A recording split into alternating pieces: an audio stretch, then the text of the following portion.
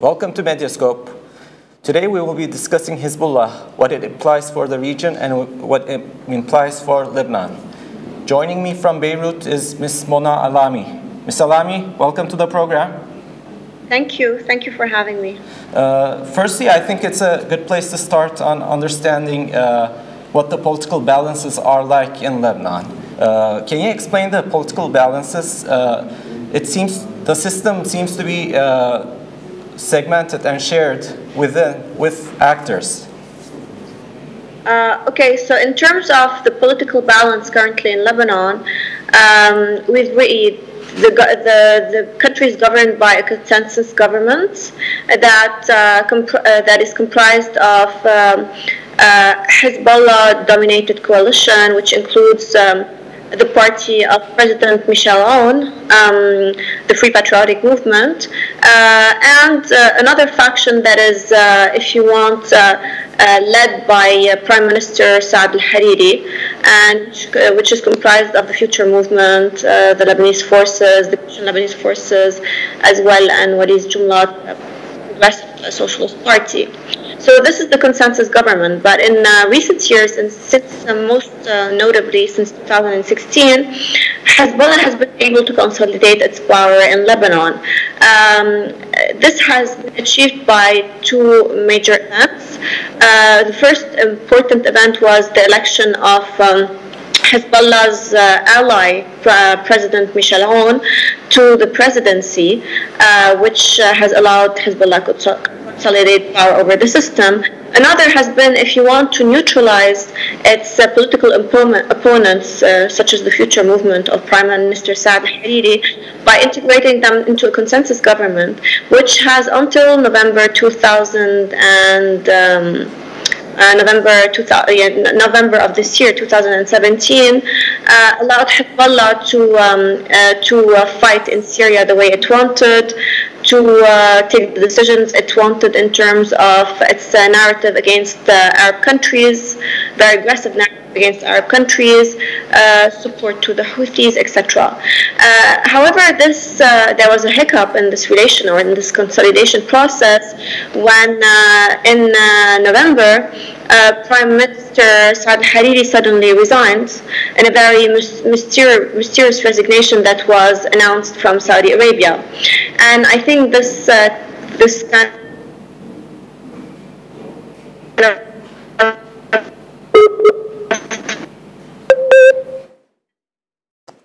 I think we're having a technical problem. Ms. Alami? Yeah, I can hear you. Okay, we can hear you. There was a technical problem. Can you proceed, please? Yeah. So I was saying that this hiccup in the relationship was the result of an escalation by Saudi Arabia on Lebanon, which decided Saudi Arabia has had, as well as other Western countries, a very compromising position on Lebanon because of I think the international community's desire for not destabilizing yet another country in a region completely unstable. When we look at Syria, we look at Iraq, they didn't want another problem in Lebanon. And I think that the resignation of Prime Minister Hariri heralded a change in Saudi Arabian policy. However, a change in Saudi Arabian policy that has been contained by a lot of effort by the Western community, which saw a massive shift by Saudi Arabia and Lebanon as a threat and the possible destabilization of another country. There were rumors that Hariri resigned as a result of Saudi Arabia forcing him. Yeah, I think it's very unclear. Saad Hariris has said numerous times that he was not forced into the resignation. However, from what I've understood from people who are close to Saad Hariris or close to his brother Baha, as well as close to the Future Movement, there was significant pressure exerted on Saad Hariris to announce his resignation. people around him, his closer confidants, such as Saad Hariris, his advisor, were not aware he was going to resign before he went to Riyadh. So it's still very unclear what happened in Saudi Arabia, but I think it was a decision by Saudi Arabia to escalate in Lebanon, and I think that Saad Hariri was pressured into making this resignation. And how was this resignation approached from the blocs within Lebanon? The thing that was interesting in when the resignation happened, there was a lot of fear in Lebanon, and a lot of people spoke of the new civil war. That was not my opinion at all. The feeling, and for several reasons, I think that the resignation of Hariri came as a very important warning, and I'll explain later why and how it was perceived. However, it united the different factions. Everyone in Lebanon, all political factions, were calling for Hariri's return to Lebanon and for solving the issue from Lebanon. So we saw unity that's very unprecedented in Lebanese politics, usually that are very divided according to sectarian lines. And this unity trickled down to the Lebanese population.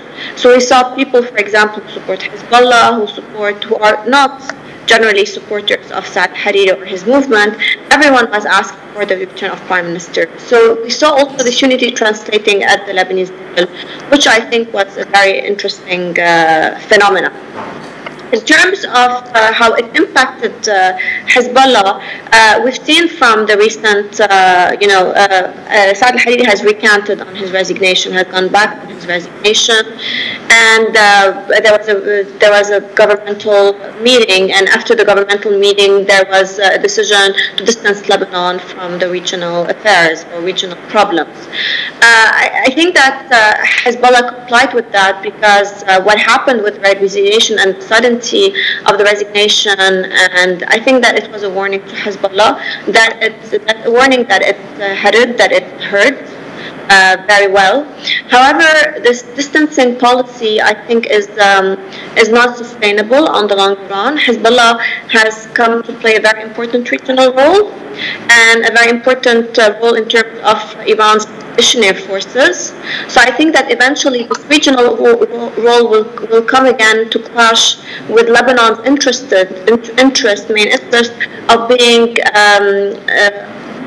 not biased and of being distant, of not taking part in the regional conflict. Lebanon is a very small country. It's highly reliant on remittances. We have over $7 billion in remittances every year, which keep the country afloat. It's very reliant on its banking sector, which is in a very tricky position. It's in a very difficult position right now. There are a lot of economic pressures on the banking sector. It cannot handle a crisis, and it cannot handle putting the Arab countries and the international community on its back. If not, this could trigger a massive economic crisis in Lebanon with very significant repercussions on the whole society. I will come back to Hezbollah's relationship with the state, but just now you talked about there was fear of a civil war in Lebanon in the first days of Hariri's resignation. Yeah, there was fears, yeah. I was wondering, is there an armed force other than Hezbollah that can fight Hezbollah? Which is why, in my opinion, when we talk about the civil war in Lebanon, people who are talking civil war in Lebanon were completely mistaken. At the end of the day, when you want to make a civil war in Lebanon, in a country, you need to be able to mobilize forces, to have people who are highly trained, and you have to have a regional and internal decision. And all of these components did not exist in Lebanon. There is no regional decision to shake Lebanon up, or at least international decision to shake Lebanon up. There is no local decision. I think that the various parties do not want a civil war, Hezbollah included, and we don't have any other force that can counter Hezbollah's massive mobilization and highly trained militia. So, which is why, for me, the possibility of a civil war at this point is totally non-existent. How is Hezbollah's relationship with the security forces? Do they influence them? Yeah, Hezbollah exerts two two forms of influence on security forces in Lebanon. First of all, Hezbollah is a massive force. It's much stronger than the Lebanese state in terms of when we talk about number of its weapons, its training. It's much stronger than the Lebanese state. So this alone as a deterrent against the Lebanese state taking action against Hezbollah. Secondly, Hezbollah in 2008, when it deployed in Beirut after a governmental decision, it took over Beirut after the governmental decision to crack down on its telecommunication network and remove from office the head of the general security at the airport, who was a close ally. Hezbollah took over, deployed in Beirut. And this deployment was very significant because it created a military precedent.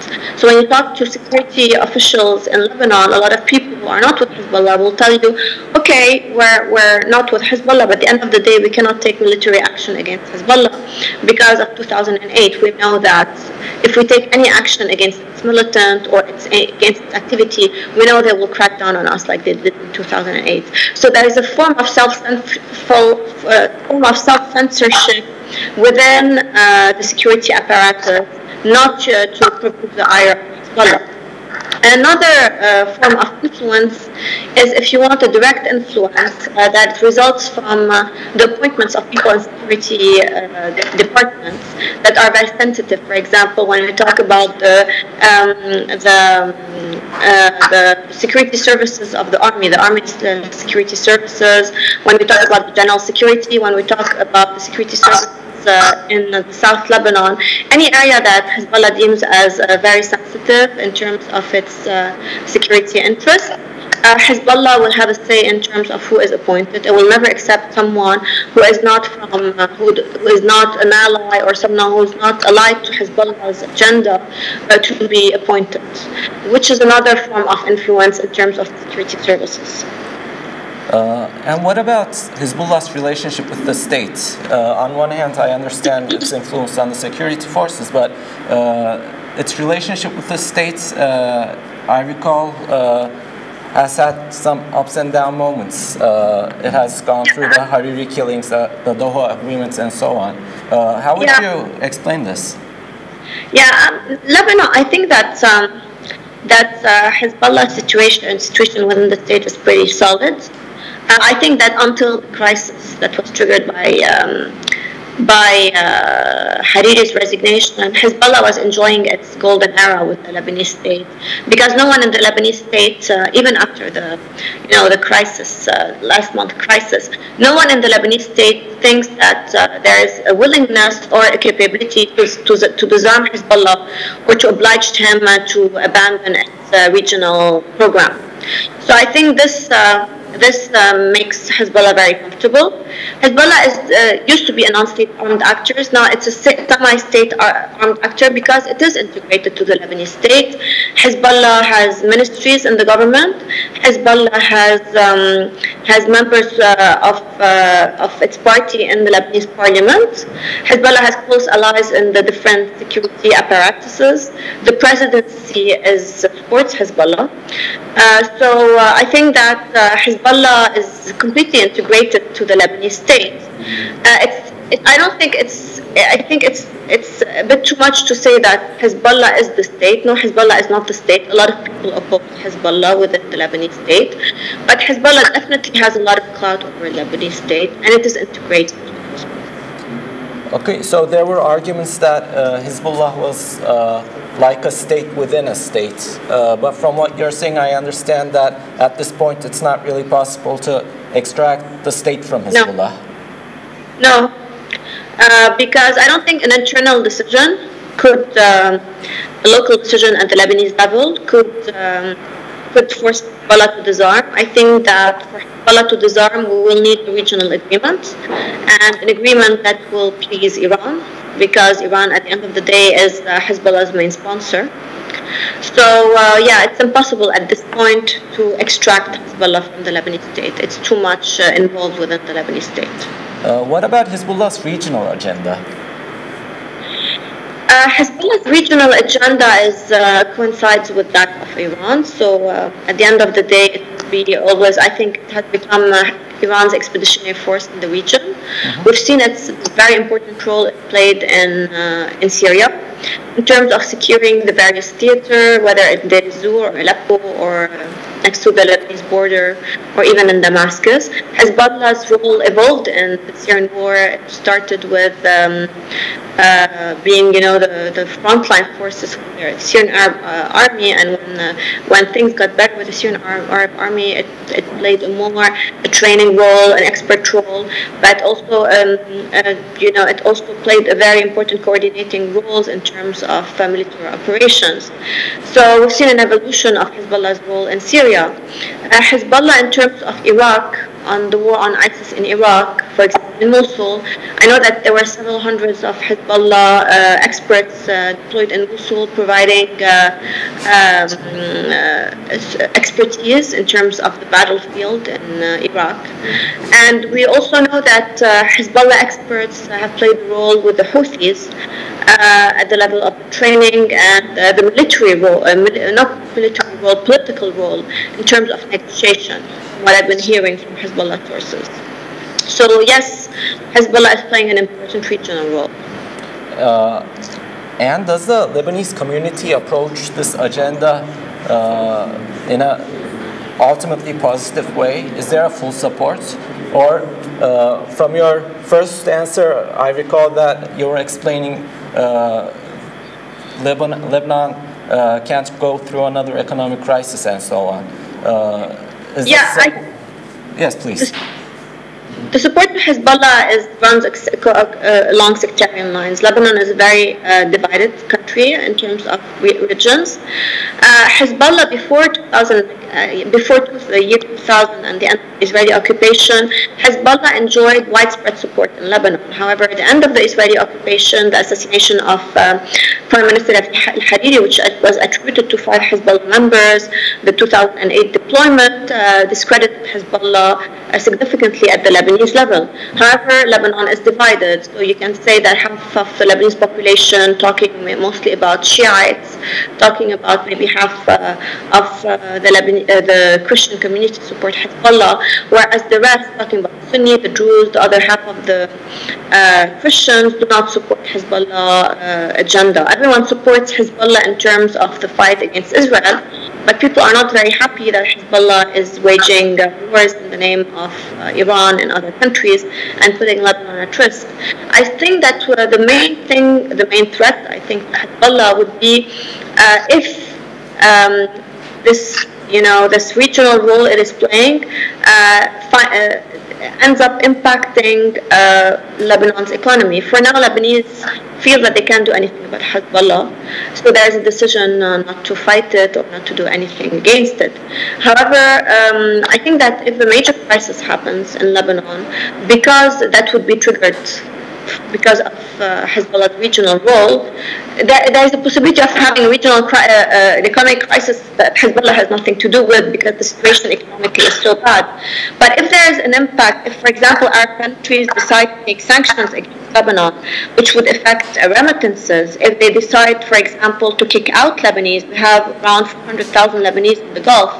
So if they decide to kick out Lebanese from the Gulf, if the United States decide to apply very strict sanctions on Lebanon's banking sector, and there are talks of such sanctions that would result in very catastrophic results for Lebanon. So if such an economic, if we see such an economic crisis taking over in Lebanon, I think that definitely Hezbollah, if it's because of Hezbollah, Hezbollah this would have an impact on Hezbollah.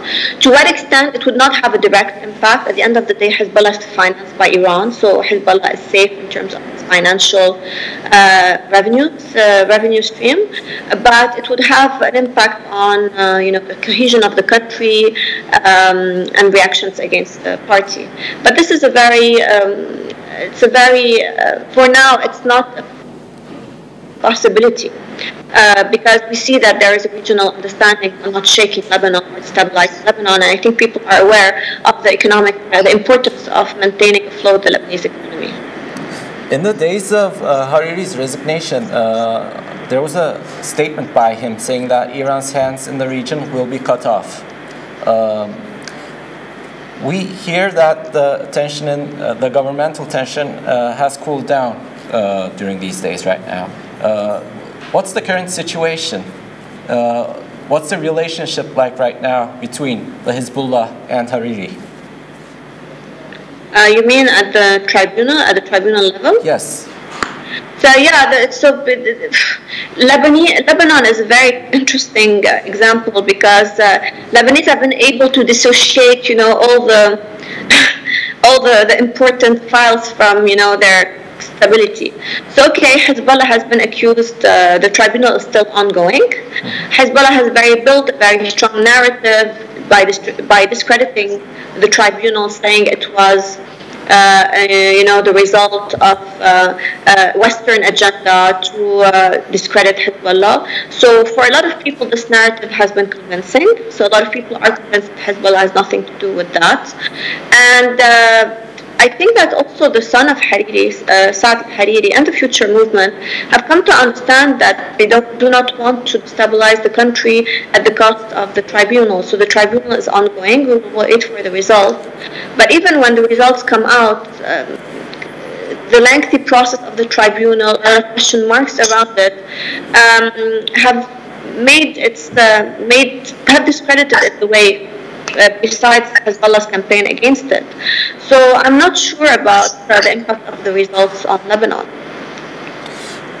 So from what you're saying, I see that the pressure on Hezbollah to leave arm doesn't seem very realistic right now.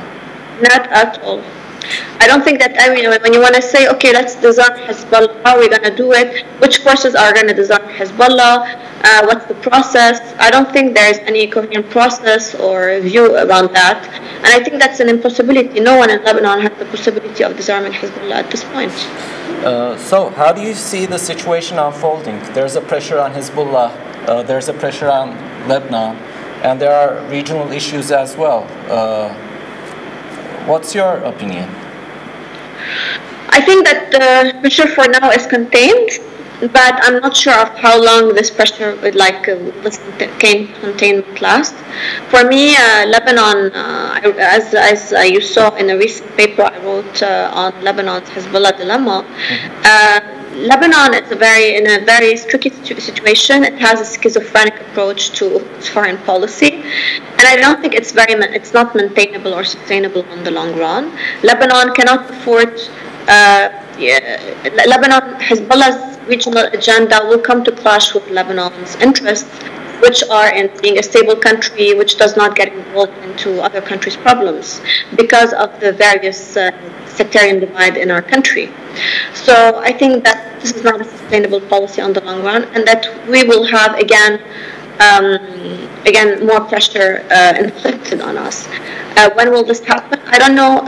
It depends on Saudi Arabia's policy towards Lebanon and how long can the West maintain pressure on Saudi Arabia and not upping the ante. And finally, can you give us insights from Beirut on how Trump's Jerusalem move was seen? We've heard Hezbollah's statements yesterday, but can you give us a clearer picture? Yeah, I think that Hezbollah has called for demonstration, widespread demonstration. I think that the statement on Jerusalem being the Israeli capital by Trump is going to be not an inflection point, but definitely it's an important point for Hezbollah because it's a test. Hezbollah today is a bit torn between its priorities. I think that Hezbollah's priority is no more with Israel. Hezbollah's regional program is more within the Iran-Saudi Arabia clash and within the sectarian narrative. I think that Hezbollah in recent years, we've seen that after numerous Israeli attacks on Syria, on Hezbollah and Iranian interests. According to Israeli media, there have been in the past 6 years over 100 attacks by Israel on Iranian and Hezbollah interests in Syria, and Hezbollah has failed to answer in an aggressive way. So we see that the priority of Hezbollah is not fighting Israel at this point. I think that this is a test. Hezbollah, we have to see what they will do and how will they respond, because their credibility at the end of the day, their whole narrative has been initially built on the conflict with Israel. So this is a major turning point, major event in terms of Palestinian-Israeli conflict. How will Hezbollah respond to that? So we've seen demonstration. We might see demonstration. From what I've been hearing from Hezbollah sources, Hezbollah has sent a lot of special forces from Syria to southern Lebanon, so it is afraid of something happening on the southern front. We might see maybe protests on the southern front. We might see contained attacks by Palestinian factions on the Israeli front, but that has happened a lot with very limited impact. The question is also whether Hezbollah or Iran will respond on U.S. interest in Syria. So I think these are important events that we need to monitor in the next few days. Ms. Mona Alami, it's been a very informative talk. Thank you. Thank you. Thanks. Bye-bye. Bye. Thank you for watching us. Today we talked about Hezbollah and its impacts on the region and Lebanon. See you next time.